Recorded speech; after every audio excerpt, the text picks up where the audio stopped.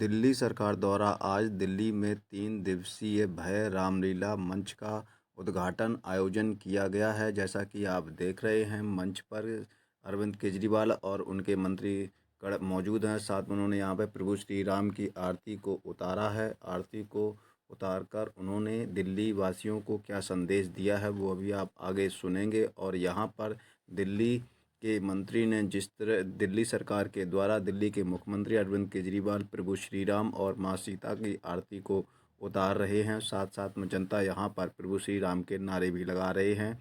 और यहाँ पर दिल्ली के मंत्री ने दिल्ली सीएम केजरीवाल का शाल उड़ाकर पौधा भेंट करके उनका स्वागत भी किया है। और कला संस्कृति एवं भाषा मंत्री दिल्ली सरकार माननीय श्री सौरभ भारद्वाज जी से निवेदन करूंगी, कृपया माननीय मुख्यमंत्री जी का मंच पर वो अभिनंदन करें।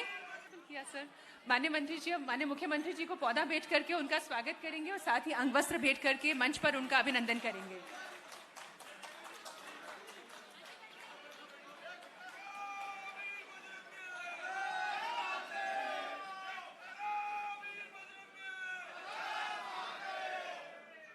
और अब मैं श्री संजय गर्ग जी से निवेदन करूंगी, कृपया माननीय मुख्यमंत्री जी का भी आप स्वागत कर दें ताकि मैं माननीय मुख्यमंत्री जी को आमंत्रित कर सकूं। संजय, मैं माननीय मुख्यमंत्री जी से निवेदन करती हूं आज के इस शुभ अवसर पर वो अपने कुछ उद्गार व्यक्त करें। प्लीज। एक बार सब लोग दिल से बोलेंगे, जय श्री राम, जय श्री राम। दिल्ली के कोने कोने से आए हुए सभी भक्तगणों को मेरा नमस्कार, सबको मेरा प्रणाम। दोस्तों, कल अयोध्या में भगवान राम के मंदिर की प्राण प्रतिष्ठा है। बहुत सारे लोग चाहकर भी वहां नहीं जा पाएंगे कल।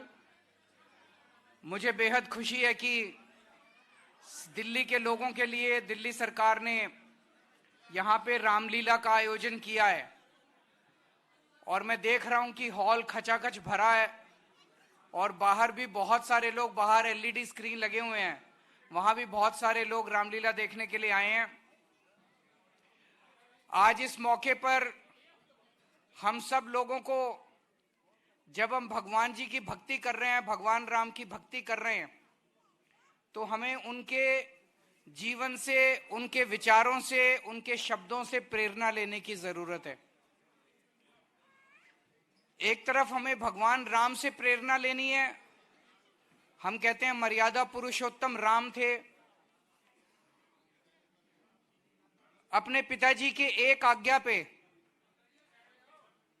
वो अपना राजपाट छोड़ के 14 साल के वनवास के लिए चले गए। ये कोई छोटी बात नहीं है। अगले दिन सुबह सुबह उनका राज्याभिषेक होना था, वो अयोध्या के राजा बनने वाले थे और शाम के वक्त उनके पिताजी ने उनको अपने कमरे में बुलाया। माता कैकेयी वहीं थी और माता कैकेयी ने कहा कि आपके पिताजी का आदेश है, आपको 14 वर्ष वनवास के लिए जाना पड़ेगा। उनके चेहरे पे जरा सी शिकन तक नहीं आई। अपने माता पिता के आदेश को सर माथे पर रखकर, चेहरे पर मुस्कान लेके, और वो अगले दिन सुबह सुबह वनवास के लिए निकल गए। भगवान राम, उनकी हम भक्ति करते हैं तो हमें भी अपने जीवन के अंदर ये धारण करना पड़ेगा कि हमें माँ बाप का आदेश पालन करना चाहिए, सच बोलना चाहिए, मर्यादा का पालन करना चाहिए। राम राज्य की परिकल्पना, राम राज्य की अवधारणा, भगवान राम अयोध्या के शासक थे।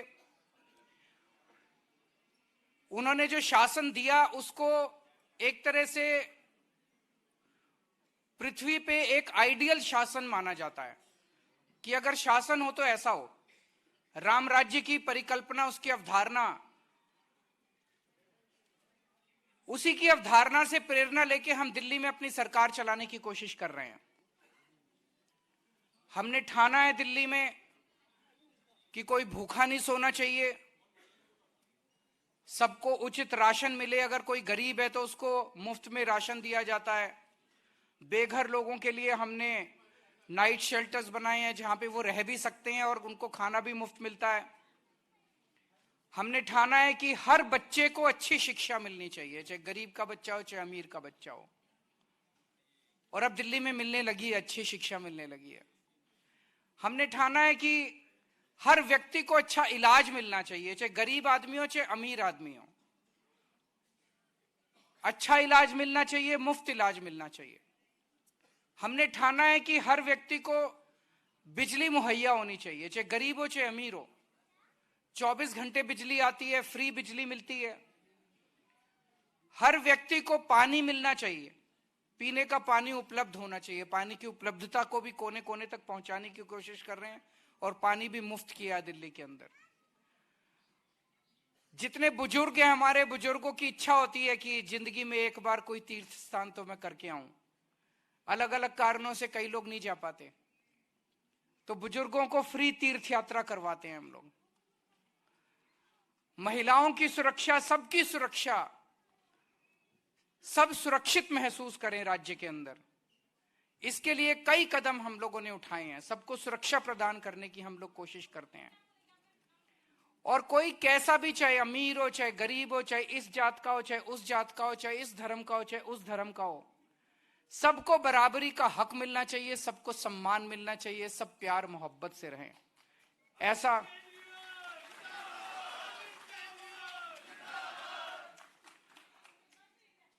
तो राम राज्य की अवधारणा के अनुरूप चल के हम लोग कोशिश कर रहे हैं। राम राज्य बहुत बड़ी चीज है, हम बहुत छोटे हैं, लेकिन वो हमारे लिए एक तरह से प्रेरणा का स्रोत है। आप सब लोग रामलीला देखने के लिए आए हैं। मैं आपके और रामलीला के बीच में नहीं आऊंगा, मैं भाषण देने के लिए नहीं आया।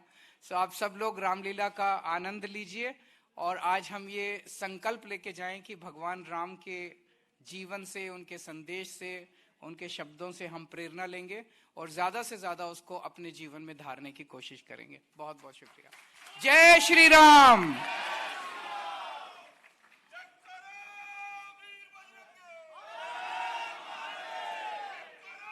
आपको ये खबर कैसी लगी है? अपना सुझाव देने के लिए कमेंट बॉक्स में जाकर अपनी राय को जरूर रखें। आपसे आग्रह है कि अभी तक हमारे चैनल को सब्सक्राइब ना किया हो तो नीचे सब्सक्राइब बटन पर जाकर क्लिक करें, साथ ही बेल आइकन को प्रेस करें, जिससे कि हमारी पढ़ने वाली प्रत्येक खबर का नया नोटिफिकेशन सबसे पहले आपको प्राप्त होगा।